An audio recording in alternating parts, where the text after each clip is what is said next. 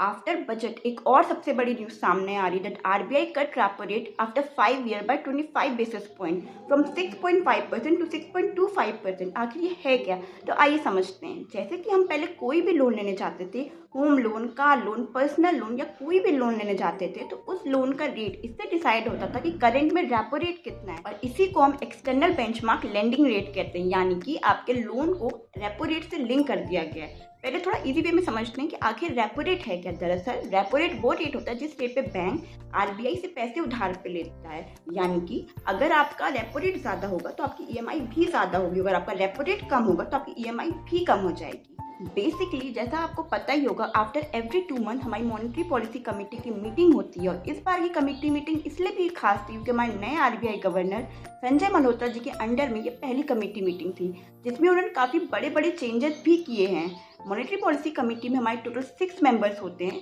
जिसमें से 3 members government of India के, पहला doctor Nagesh Kumar, second Saugata Bhattacharya and third professor Ram Singh, और 3 मेंबर्स आरबीआई के, doctor Rajiv Ranjan executive director of RBI, M Rajeshwar Rao deputy governor of RBI, and third RBI governor खुद Sanjay Malhotra ji. Basically ये जो मेंबर कमेटी होते हैं, इनका मेन एम यही रहता है कि हमारे देश के अंदर जो इन्फ्लेशन है वो 2% से 6% के अंदर में ही रहे। पर जो ये डिसीजन लिया गया है टू कट रेपो रेट, आखिर ये आम जनता के लिए कैसे बेनिफिट है? तो जैसा कि हम सभी जानते हैं कि रेपो रेट वो रेट होता है जिस रेट पे बैंक आरबीआई से पैसा उधार पे लेता है, और अगर बैंक को पहले 6.5% के रेट से उधार मिलता था तो अब 6.25% के रेट से उधार मिलेगा, यानी कि अगर बैंक को पैसा सस्ते में मिलेगा तो बैंक आगे आपको और हमको भी लोन सस्ते में ही देगा। Therefore, RBI rate cut is a strategic move to boost economic activity by encouraging spending and investment across the economy.